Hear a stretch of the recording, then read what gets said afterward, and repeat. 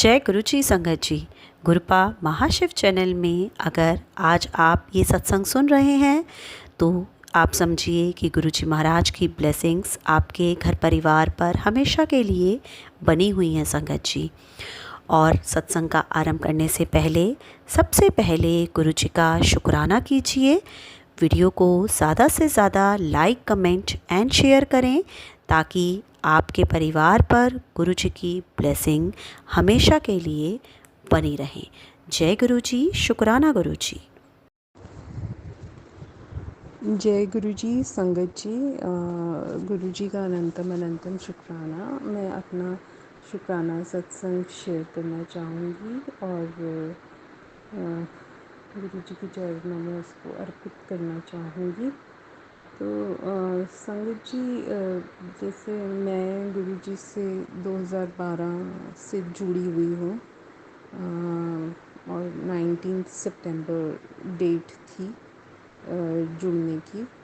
तो हम जैसे क्यों आते हैं गुरु जी के पास, और मैंने एक बुक पढ़ी थी तो मैं इनफैक्ट जैसे उस बुक में गुरु जी को एक्सप्लेन किया गया था, मैं तो कायदे से वो देखने आई थी कि इतना सुंदर कैसे कोई दिख सकता है, क्योंकि डिस्क्रिप्शन ऐसी दी थी राइटर ने, अनीता कुमार ने। एंड सेकेंडली ये क्योंकि वो वर्ड गुरु यूज़ कर रही थी, तो इस ज़माने में या इस संसार में at this point of time हमको ऐसे कोई गुरु नहीं मिलता। और गुरु जी तो फिर पर्सनल कोच हैं, जो कि ऑब्वियसली हमें पहले नहीं पता था।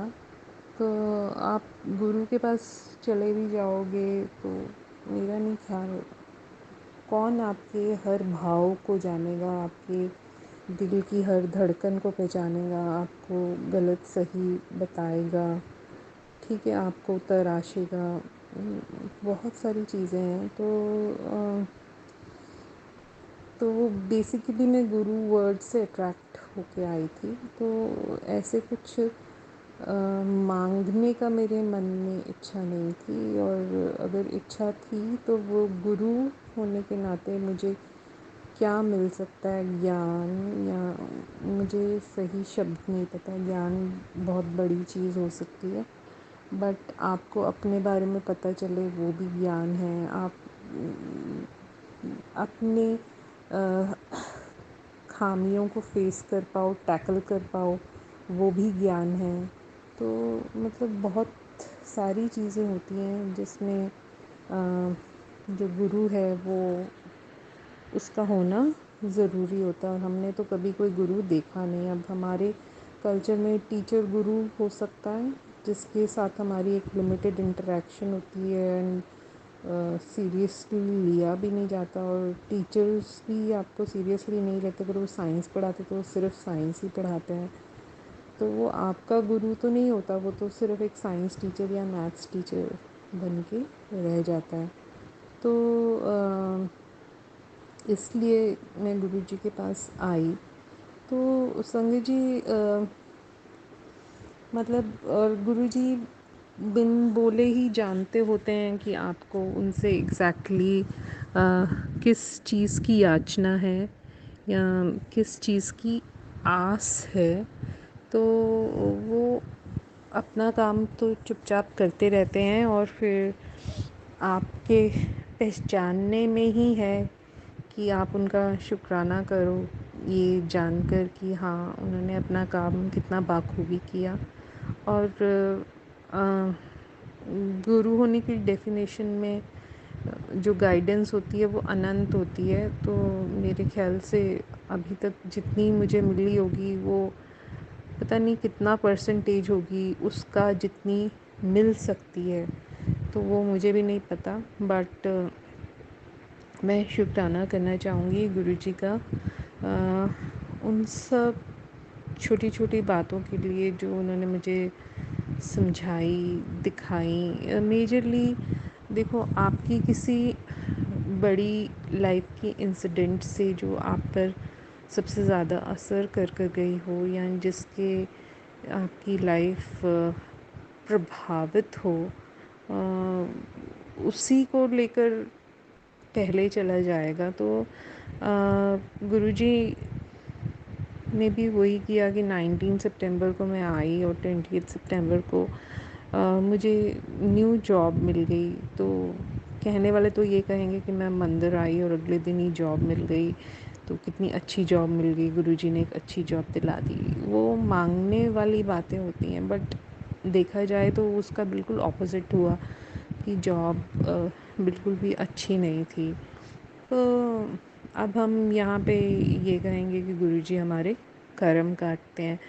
कर्म भी कट रहे होंगे, बट जो वहाँ से मुझे सीख मिली इन द टर्म्स कि किस टाइप का आपको बॉस मिला और वहाँ से आपको अपने बारे में क्या पता चला, तो ये मैं कह सकती हूँ कि मुझे कहीं से भी नहीं पता चल सकता था।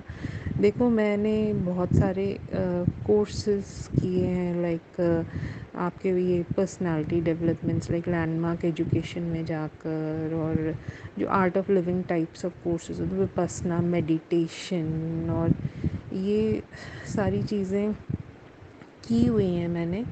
तो वहाँ से भी पता नहीं चलता, आप जितने दुखी हो उतने ही दुखी रहते हो, कोई बहुत गहराई तक तो पहुँच भी नहीं पाता। तो चीज़ें अधूरी सी ही रह जाती हैं और क्वेश्चन मार्क्स जो है वो क्वेश्चन मार्क्स बनकर ही रह जाते हैं। तो सबसे पहले तो मैं सिवियर डिप्रेशन से गुज़र रही थी बहुत सालों से। तो फिर जहाँ पे बेस डिप्रेशन होता है वहाँ पे पहले उसको टैकल करना चाहिए, तो वो कोई करता नहीं है, क्योंकि एक डिप्रेस्ड बंदे की कंप्लेंट्स या लिस्ट ऑफ कंप्लेंट बड़ी अलग होंगी उस बंदे से जो डिप्रेस्ड नहीं है और उसी सिचुएशन को वो देख रहा है। तो अब देखा जाए तो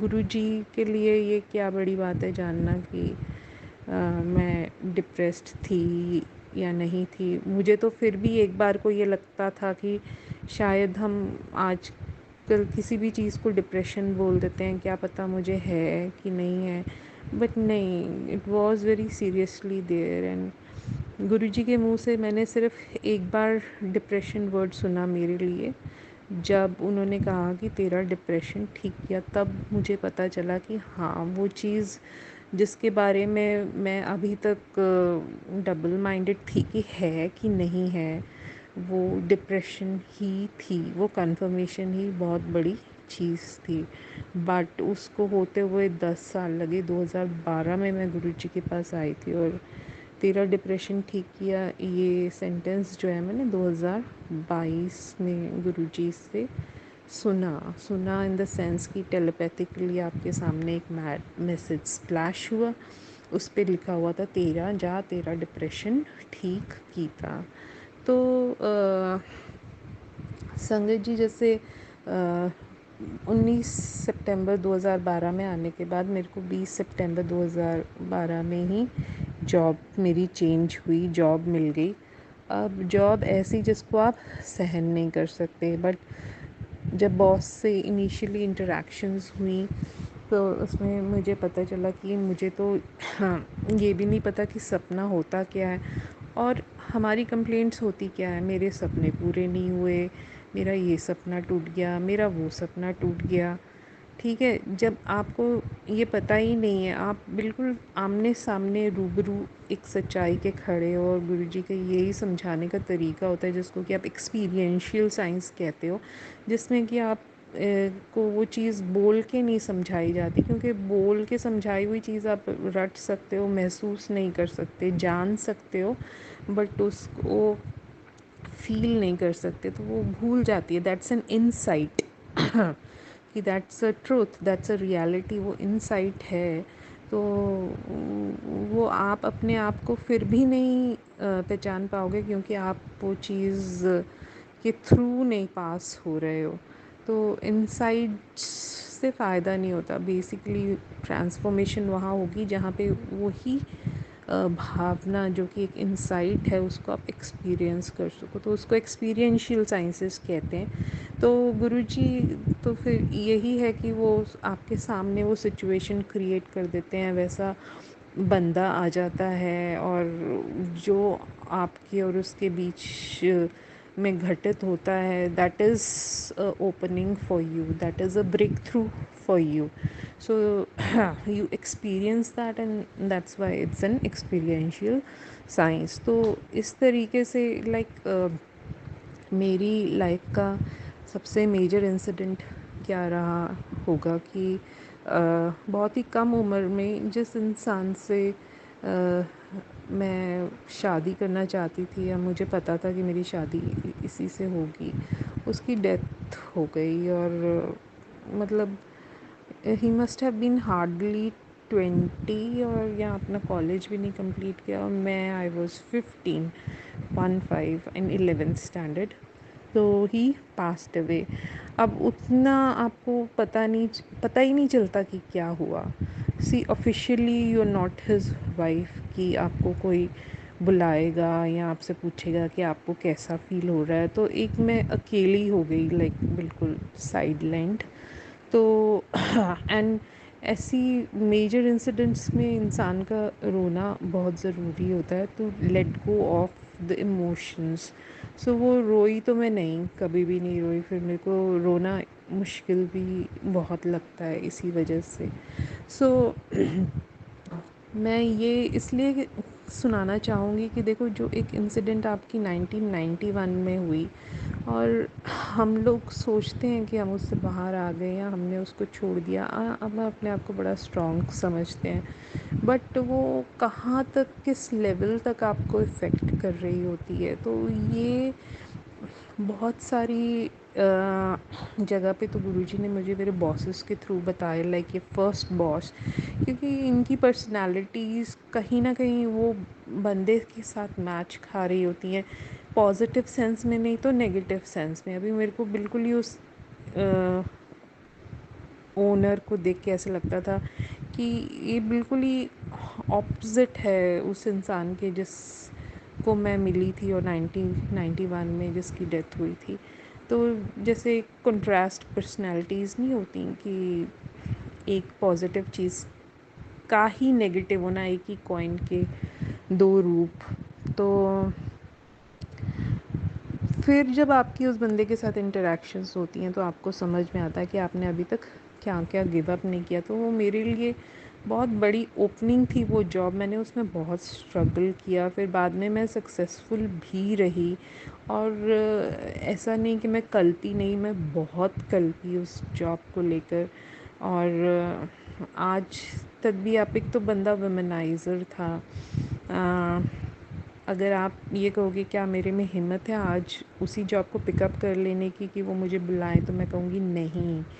बट मेरे को एक चीज़ समझ में ये ज़रूर आई कि जो हम वर्ड्स को यूज़ करते हैं जस्ट बिकॉज़ हमने वो वर्ड्स सुने होते हैं, लाइक सपना, हम सबको पता है सपना क्या होता है, but at in 2012 when I was already more than 35 years of age, मुझे पता चला कि मुझे तो ये भी नहीं पता कि सपना क्या होता है। And for no evident reason, बस नहीं पता। And throughout our life, because हमें वो वोकेबुलरी पता होती है, वही चीज़ें हम आसपास से सुनते हैं, तो हम उसको इतना कैजुअली यूज़ करते हैं। तो होता क्या है कि हम या तो ब्लेम करते हैं दूसरों को या अपने आप को ब्लेम करते हैं। तो हम हमेशा जो है वो ब्लेमिंग में ही रह जाते हैं, ना कि मतलब कोई पॉजिटिव उससे सोल्यूशन निकालें या पॉजिटिव कोई पॉसिबिलिटी निकालें और उसको बढ़ाएं। तो मुझे बड़ा अजीब सा लगा यार, मेरी पढ़ाई छूटी, मैं इंजीनियर बनना चाहती थी, तो मैंने कहा कि मेरा तो सपना ही टूट गया। और वो लड़के की ऑब्वियसली डेथ हो गई, तो ये तो बहुत बड़ा सपना टूट गया। तो ये तो आप लोग भी मानोगे, तो यही तो कहेंगे हम। तो इसलिए जब मैंने वो ओनर के सामने सबसे पहले ये फ़ेस किया कि मुझे यही नहीं पता सपना क्या है, तो मैं कैसे कहती हूँ कि सपना टूट गया। ठीक है, इंसिडेंट हुआ, किसी की डेथ हुई या आपकी इंजीनियरिंग की पढ़ाई छूटी या जो कुछ भी हुआ, बट देखो अगर आपको ये पता हो कि सपना क्या होता है तो आप कंप्लेंट नहीं करोगे उस इंसिडेंट को।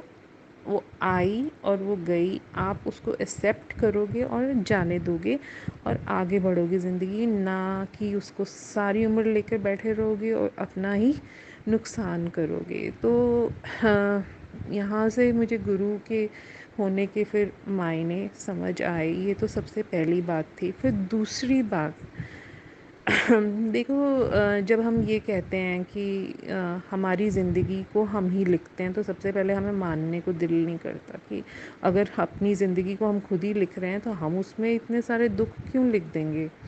ठीक है, इतने सारे स्ट्रगल्स क्यों लिख देंगे। तो मुझे भी बड़ा अजीब सा लगता था कि ये मेरी ज़िंदगी ये है और उसको मैं ही लिख रही हूँ, तो सोच सोच कर ही मुझे बहुत अजीब सा लगता था। बट कहीं इंसान की इंट्यूशन कभी गलत नहीं होती। अब मैं इस फील्ड में हूँ, फैशन डिज़ाइनिंग की फील्ड में, तो जब आप बहुत ही बेसिक लेवल पे या इनिशियल लेवल पे होते हो, लाइक शुरू के 3-4 साल, तब तो आपको जो जॉब मिल जाए वही अच्छी होती है। बट उसके बाद आपका ज़रूर एक व्यू बनना शुरू हो जाता है कि हाँ, मुझे इस टाइप की जॉब करनी है, उसमें ये होना चाहिए, मुझे इस टाइप के क्लाइंट्स करने हैं, मुझे इस टाइप की फैक्ट्री पसंद है, मुझे इस टाइप का काम पसंद है। कर कर आके मेरे दिमाग में एक व्यू था, उस हिसाब से मैं जॉब्स ढूंढती थी। अगर मैं नई जॉब पकड़ रही हूँ तो क्या उसमें ज़ारा बायर है, क्योंकि मुझे ज़ारा के लिए काम करना अच्छा लगता है। तो अगर मैं नई जॉब ढूंढ रही हूँ तो हाँ, उसमें क्या एम्ब्रॉयडरीज़ हैं, क्योंकि एम्ब्रॉयडरीज़ मेरी एक स्ट्रेंथ है। तो मतलब ऐसे बहुत सारे एलिमेंट्स आप देखना शुरू कर देते हो। और फिर क्या मैं एक नई जॉब ढूंढ रही हूँ तो वो वुमेंस वेयर में है, क्योंकि मुझे किड्स वेयर इतना अच्छा नहीं लगता, वुमेंस वेयर ज़्यादा पसंद है। तो ऐसे करते कराते जो है आपका एक व्यू बन जाता है। और इस व्यू में आप मानोगे नहीं संगत जी, एक कंपनी थी जो मुझे बहुत पसंद थी और मैं बुरी तरीके से उसके पीछे थी। और पसंद मुझे वो कहाँ से आई कि गुरुजी को मिली 2012 में, और 2013 में ही शायद उस कंपनी का एक इंटरव्यू आया जो कि मैंने अटेंड किया। और मतलब मैंने अटेंड तो किया, मुझे कोई उससे फ़र्क नहीं पड़ रहा था कि मैं थ्रू हुई या नहीं हुई, बट उस कंपनी ने मेरे दिमाग में ना एक छाप छोड़ी। तो जो लोग मेरे इंटरव्यू ले रहे थे उन ज़्यादा इम्प्रेसिव नहीं थे, बट कंपनी बहुत इम्प्रेसिव थी। और वो दिमाग में मेरे क्वेश्चन छोड़ के चले गई कि ये कंपनी चलाता कौन है। तो अब आप ये देखिए कि उसके बाद 2013 के बाद मेरे को समझना है कि अब इसमें घुसूँ तो कैसे घुसूँ। करते कराते 2000, हाँ 13, हाँ, आप मानेंगे नहीं कि 2013 के बाद मैंने बड़ी इधर से पता लगा उधर से पता लगा, कॉन्टैक्ट्स ही नहीं मिलते। मतलब वो कंपनी जो थी मेरे लिए एकदम जैसे मुझे पता ही नहीं कि इसके अंदर क्या हो रहा, पर क्योंकि मैं एक बार इंटरव्यू देकर आई हूँ वो मुझे इतनी अच्छी लगी थी। और आपकी इंट्यूशन, आपका दिल, आपकी अंतरात्मा कभी भी आपसे गलत नहीं बोलते। तो वो जो एक क्वेश्चन मेरे दिमाग में वो छाप छोड़ गई कि इतनी आलीशान कंपनी चलती कैसे, इसको चलाने वाला कौन है। एंड आप वही सबसे बड़ा मेरे लिए सरप्राइज़ ये रहा कि मैंने बड़ी मुश्किल से 2018 में वहाँ अपना इंटरव्यू फिर से रखवाया। उसी बंदे को कांटेक्ट किया जो कि जिसने मेरा पहले लिया था, क्योंकि वो दो भाई उस कंपनी को चलाते। तो एक भाई ने मेरा इंटरव्यू लिया था जो जिसके मैंने सोचा कि इसी को कांटेक्ट करती हूँ और क्या करूँ, कैसे इसमें जाऊँ घुसूँ कंपनी के। तो एनीवेज़ उसका रिवर्ट तो नहीं आया। फिर मैंने उसके बड़े भाई को मेल लिखी, तो उस वो मेल मैंने थोड़े अच्छे से लिखी, बड़े ही ग्रैटिट्यूड और अपनी जो ट्रू फीलिंग्स थी कंपनी के बारे में, उन सब को लेकर मैंने वो मेल लिखी और उसने मुझे इंटरव्यू के लिए बुला लिया और मैं इंटरव्यू के लिए गई। और जब मैं इंटरव्यू उसके साथ बैठ के फेस कर रही थी तो 2 मिनट में, सिर्फ 2 मिनट में उस बंदे ने मेरी सारी ज़िंदगी की किताब मेरे ही आगे खोल के रख दी। तो वहाँ से ये क्लियर हो गया कि मैं उस कंपनी के पीछे क्यों भागती थी। अब यहाँ पे वो जो ओनर है वो बहुत ही रिजेंबल करता था वही लड़के से जिसकी डेथ हुई थी। और मतलब वो आपको, जैसे आप कोई चीज़ पसंद करते हो तो वो उस कंपनी के व्यूज़ भी आपको अच्छे लगेंगे। और जैसे मेरे दिमाग में एक क्वेश्चन था कि ये कंपनी चलाता कौन है, तो दूसरा भाई से तो मैं मिल चुकी थी, वो तो मुझे इतना इम्प्रेसिव नहीं लगा था। तो वहाँ पे उस दिन जवाब मिल गया कि हाँ ये कंपनी कौन चलाता है। तो वो जो बंदा मेरी इंटरव्यू ले रहा था जो कि बड़ा भाई था, वही चलाता था जिसकी की रिजेम्बलेंस थी। एंड फिर बहुत एक प्रोफाउंड नेस प्रोफाउंड ओपनिंग्स या प्रोफाउंड पॉसिबिलिटीज़ आपके लाइफ में क्रिएट हो जाती हैं। क्योंकि मुझे ये नहीं पता था कि जैसे इस फील्ड के मैं बहुत क्लोज़ हूँ, फ़ैशन डिज़ाइनिंग के। मेरी फैमिली में से कोई भी इस फील्ड का नहीं है, बस मैं ही एक हूँ जिसकी पता नहीं ड्राइंग अच्छी है, डिज़ाइनिंग अच्छी है, आर्ट अच्छी है और जो 24 घंटे मैं इसमें रह सकती हूँ। एंड ये हमारी लाइफ की छोटी छोटी बातें होती हैं और बचपन की बातें होती हैं, तो हमें पता भी नहीं होता कि सबसे पहले तो हम जो कर रहे हैं वो इस वजह से कर रहे हैं। वो जो लड़का था जिसकी डेथ हो गई, जिसके साथ मेरी शादी होनी थी, तो वो बेसिकली हमारे नेबर्स हुआ करते थे, हमारे किसी रिश्तेदार के नेबर्स। तो इसलिए फैमिली टाइप रिलेशनशिप्स थे। तो बचपन से भी साथ कहीं रहे होंगे, खेले होंगे, मुझे इतना याद नहीं है। बट आप देखिए कि बचपन में बच्चा तो बेज़ुबान ही होता है। बट वहाँ से फिर मेरे को समझ आया कि मैं इस फील्ड में जो घुसी हूँ वो लड़के के जो फादर हैं वो इसी फील्ड में थे, जो कि हमें वैसे तो बाय द वे पता नहीं था। बट क्योंकि मैंने रिकनेक्ट करने की कोशिश की तो वो आंटी ने एक बार बोला था कि अपने हस्बैंड की जॉब प्रोफाइल के बारे में बताया था। तो हाँ, वो इस फील्ड के थे। अब आप देखिए कहाँ से मेरी इस फील्ड के लिए लाइकिंग बनी। और मैं तो ये नहीं मानने को तैयार थी कि अपनी ज़िंदगी की कहानी मैं ही लिख रही हूँ, जिसमें हम कहते हैं ना दुख है, दर्द है, वो हम अपने लिए कैसे लिख सकते हैं।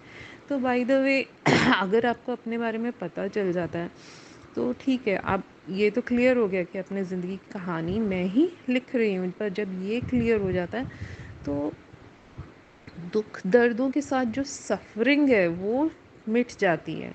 ठीक है, दुख है, दर्द है तो है, वो वहीं तक रहते हैं। वो उसकी जो सफरिंग है जिसको लेके आप पीटते रहते हो, रोते रहते हो, वो चीज़ ख़त्म हो जाती है जब आपकी अपनी ज़िंदगी के लिए ओनरशिप आ जाती है कि हाँ मेरी ज़िंदगी है और ले देकर जो इसकी कहानी है वो मैंने लिखी। आप ये नहीं कहते ये गंदी लिखी, जैसी भी लिखी, वो भी नहीं, विक्टिम के फॉर्म में नहीं आप फिर बिहेव करते। जहाँ ओनरशिप आ जाती है वहाँ एक्सेप्टेंस आ जाती है और आपको कोई भी चीज़ बुरी नहीं लगती। तो मतलब ये सब मैंने गुरुजी से सीखा। अब ये 2 इंटरेक्शंस हैं। और थर्ड इंटरेक्शन हुई जब गुरुजी ने समहाउ मुझे एक जगह जाने से मना किया, तो मैंने फिर दूसरी जगह गई अपनी छुट्टियां मनाने के लिए। आश्रम में कोई योगा सीखना था तो मैं केरला चली गई, शिवानंदा आश्रम। तो अब शिवानंदा तो शिव तो नाम में ही आ रहा है, शिवानंदा आश्रम। तो वहाँ सबको ग्रीट भी करते हैं, ओम नमः शिवाय कर कर ही बोलते हैं, नमस्ते या ये सब नहीं, ओम नमः शिवाय ही बोलते हैं। तो ठीक है, गुरुजी ने वहाँ मुझे भेजा, मैं योगा सीखने के लिए गई। जो आश्रम चला रहा था एमडी, जो कि वहाँ आके वो बना, उसकी वाइफ भी थी वहाँ पे। तो अब ये एमडी जो मैनेजिंग डायरेक्टर ऑफ आश्रम का, मतलब वो अपने प्रोफेशन में डॉक्टर रहा होगा, बट फिर आश्रम में आकर तो आप अपना प्रोफेशन छोड़ देते हो। तो वो आश्रम की स्टे काफ़ी अच्छी थी। एमडी स्पिरिचुअली काफ़ी इवॉल्व्ड था। तो आश्रम में होने का मतलब ही ये होना चाहिए कि स्पिरिचुअलिटी में आपको तराशा गया है। तो वो मैं आपको बताती हूँ कि आश्रम में सुबह पूजा होती थी और शाम को भी पूजा से संपन्न किया जाता था दिन, और फिर बीच में योगा क्लासेस होती थी। अब डिप्रेशन तो मुझे था ही, जिसमें कि रात को नींद नहीं आती और फिर सुबह नींद खुलती नहीं, जैसे कि मैंने आपको बताया। तो मैं सुबह की प्रेयर्स में नहीं जाती थी और शाम की में भी चली जाती थी, नहीं जाती थी। मेरे को ये था मैं योगा क्लासेस अटेंड करने आई हूँ, मैं योगा सीख के जाऊँगी। तो कोई भी कहेगा, मैं कहूँगी, आप लोग कहोगे कि हाँ ठीक है, इसमें क्या गलत है ना? ये तो मतलब नॉर्मल चीज़ है। हम ये नहीं सोचेंगे कि ये किसी बहुत बड़ी वजह से या हमारे अंदर कोई एक पैटर्न है उसकी वजह से ये हो रहा है।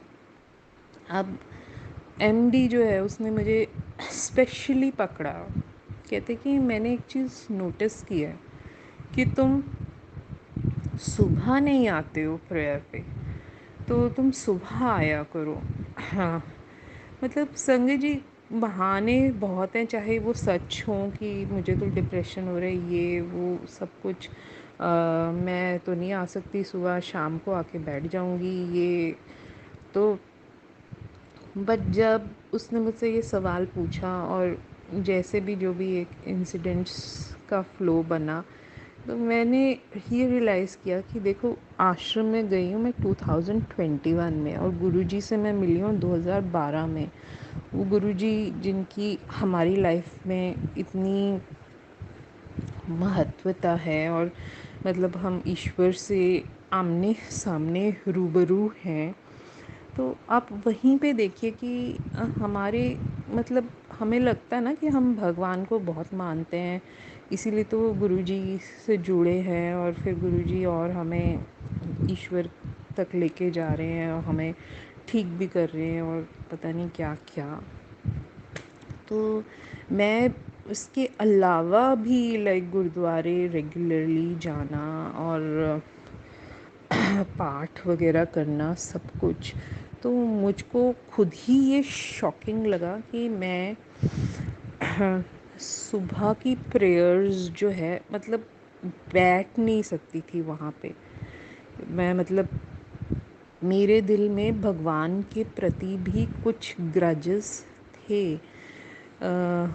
इस बात को लेकर कि उस लड़के की डेथ क्यों हो गई जो कि 91 में हुई थी, और आपकी ज़िंदगी उसके बाद चलती है जैसे चलती है। हर दिन ही मैं गुरुद्वारे जाती होंगी और अपने आप को देखूं तो मैं ये समझूंगी कि मैं तो बहुत रिलीजियस हूँ, बट स्पिरिचुअलिटी के साथ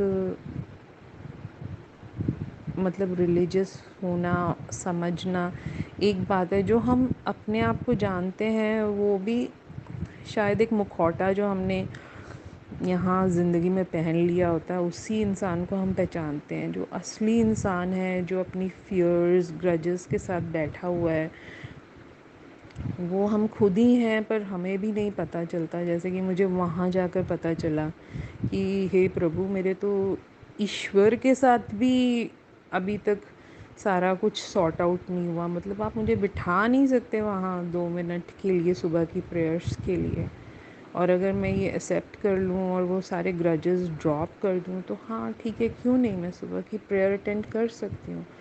तो मतलब ये बहुत ही प्रोफाउंड ओपनिंग्स, या जो ट्रेड्स में इतने सालों से लेकर चल रही थी, 20 20 21 21 सालों से, आपकी पार्ट ऑफ द पर्सनैलिटी ही बन जाते हैं। फिर आप अपनी ज़िंदगी की किताब खुद ही लिख रहे हो ना, उन ट्रेट्स की हेल्प से वैसी ही किताब लिखोगे और आपको भी नहीं पता, फिर आप मानोगे नहीं कि हम गलत क्यों लिखेंगे अपने लिए। हम अपने लिए दुख दुविधा ये सब दुख आने हैं, कर्मों के हिसाब से आएंगे, बट वही है कि सफरिंग नहीं रहती। फिर सबसे ज़्यादा प्रॉब्लम तो सफरिंग में होती है ना। हम दुख दुख क्यों लगते हैं हमारे। दुख जब वर्ड आता है तो हमारा एक उसके बारे में आइडिया कि तकलीफ़ होती है, हम मतलब परेशान होते हैं, रातों की नींद चली जाती है, या टेंशन होती है, या स्ट्रेस होता है। सो दुख आए जाए आपके सामने से निकलें, अगर आप अपने से परिचित हैं तो वो सफरिंग नहीं क्रिएट करेंगे। तो मतलब ये सब तो मैंने गुरुजी के साथ रह के सीखा। और फिर fourth and the most profound इसी चीज़ को लेकर मैं मतलब कि एक डेथ और डेथ के बाद क्या क्या हो सकता है आपकी पर्सनालिटी में क्या क्या कहा और अनकहा रह जाता है, उसी बात को लेकर बोल रही हूँ। तो फोर्थ ये कि जब मुझे खुद कैंसर हुआ, अब ये भी गुरुजी की मेहर है कि उन्होंने मुझे ये ऐसे लोगों से मिलाया जिन्होंने बहुत सारी ओपनिंग्स की। तो सबसे पहले जिनको कैंसर होता है उनको along the course of treatment उन्हें पता चल जाता है कि उन्हें कैंसर क्यों हुआ है। मतलब कैंसर का आपको लॉजिकल रीज़न मिला ना हो या ना मिला हो इलाज, बट समवेयर मतलब at the level of your mind और एट द मेटाफिज़िकल लेवल जिसको हम कहते हैं, जहाँ पर कि एक बीमारी अंदर एज अ फीलिंग पहले आती है और बाद में कहीं जब आप फॉरगिव भी नहीं करते या कहीं खुद को या दूसरों को, तो फिर वो एज अ डिज़ीज़ आपकी बॉडी में फ़िज़िकली एक्सप्रेस होती है। तो यहाँ पर क्या हुआ कि वही गुरुजी ही रचयिता हैं सारे खेल के, तो हम तो सिर्फ पुतलियाँ हैं। तो उन्होंने जो मेरा सामने मेरा डॉक्टर था ऑन्कोलॉजिस्ट, वो बड़ा रिजेंबल करता था उस लड़के के साथ जिसकी डेथ हुई थी। अब ये ज़िंदगी का सबसे सीरियस फेज़ रहा होगा कि जब कैंसर हुआ, और वहाँ फिर जब आप अपने ही डॉक्टर के साथ डील करते हो और वो उसको भी पता है, और क्योंकि डॉक्टर्स को पता चल जाता है कैंसर वाले डॉक्टर्स को, क्योंकि वो एक दिन में आप जैसे 40 पेशेंट्स के साथ डील कर रहे होते हैं। और आपको पता है कि एक कैंसर डायग्नोसिस के बाद पेशेंट की क्या हाल होती है। और एक डॉक्टर को ऐसे 40 लोग और थ्रू आउट उसकी कैंसर जर्नी डॉक्टर ने उसके साथ बात करनी है, उसके साथ डील करना है, तो उनको पता चल जाता है। तो मैं तो सबसे पहले ये हैरान कि मुझे कैंसर भी इसी वजह से हुआ कि मैंने अपने आप को माफ़ नहीं किया उस लड़के के जाने के लिए। और करते कराते मतलब एक पॉइंट ऐसा आया ट्रीटमेंट में कि मुझसे पूछा गया और डॉक्टर ने शोर मचा दिया कि तुम्हारे पास फ़ोन नंबर नहीं है। किसी का फ़ोन नंबर मांग रहा था जिससे उसने बात करनी थी, हमारे लिए ही बात करनी थी। तो कहता तुम फ़ोन नंबर नहीं है, फ़ोन नंबर नहीं रखते। उसने ना ज़ोर ज़ोर से हंसना शुरू कर दिया। तो अब आप सोचोगे कि ये क्या बात हुई। तो बात ये हुई कि वो लड़का जो है, मैं कह रही हूँ कि ऑफिशियली मैं तो उसकी वाइफ़ नहीं थी, तो मुझसे तो किसी ने पूछा नहीं, मैं तो साइड लाइन हो गई ना, मैं कभी रोई ना कुछ और वो इंसिडेंट मतलब एक रोकर अपने दुख दर्द को निकालना बहुत ज़रूरी होता है। वो कहीं रह गया अंदर, तो वो अब आप देख रहे हो, आप समझते हो कि नहीं वो तो चीज़ ख़त्म हो गई, पर ख़त्म नहीं होती, वो कहीं ना कहीं एक्सप्रेस हुई। और गुरुजी से जुड़ने के बाद ये सारे इंस्टेंसेस में मुझे पता चला। तो वहाँ मुझे ये समझ में आया कि मतलब मुझे डेथ का पता कैसे चला था। तो डेथ का पता मुझे मेरे फादर पोस्टेड थे, तो लड़का तो दिल्ली में रहता था, मेरे किसी रिश्तेदार का नेबर था वो। बट हम जो उसकी डेथ हुई थी 91 में, तो मेरे फादर तब बीइंग इन आर्मी वो कहीं और पोस्टेड थे, किसी और स्टेट में।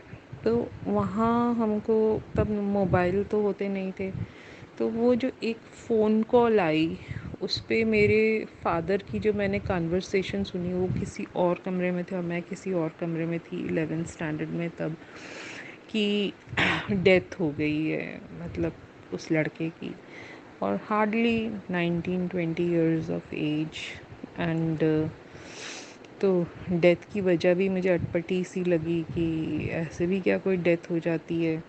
तो बट एनीवेज लाइक बहुत जल्दी जैसे होता है ना, जिसको जाना वो चला ही जाता है। तो मतलब आप ये सोचो कि उसके बाद मुझे ये पता है कि मैं जो है ना फ़ोन्स के साथ मेरी कोई ज़्यादा अच्छी दोस्ती नहीं है। मैं कभी किसी को फ़ोन नहीं करूँगी, मैं व्हाट्सएप पे एक एक घंटे लंबी बात कर लूँगी, बट ये नहीं मैं कि फ़ोन उठाकर मैं कन्वर्सेशन नहीं कर सकती। और मैंने जो ये लैंडमार्क वगैरह में कोशिश की है, मैंने वहाँ बोला भी है कि फ़ोन जब मैं किसी से बात करती हूँ तो मैं ब्लैंक हो जाती हूँ, मुझे ये नहीं पता चलता कि वो नेक्स्ट क्या बोलना है, और मतलब वो कन्वर्सेशन जो है वो चलती नहीं है फ़ोन पर। और यहाँ पे आके ड्यूरिंग माई कैंसर ट्रीटमेंट ये मेरे डॉक्टर ने मुझे पकड़ा, एंड देन आई रियलाइज्ड कि मैं आज भी वहीं की वहीं खड़ी हूँ, not in time and space.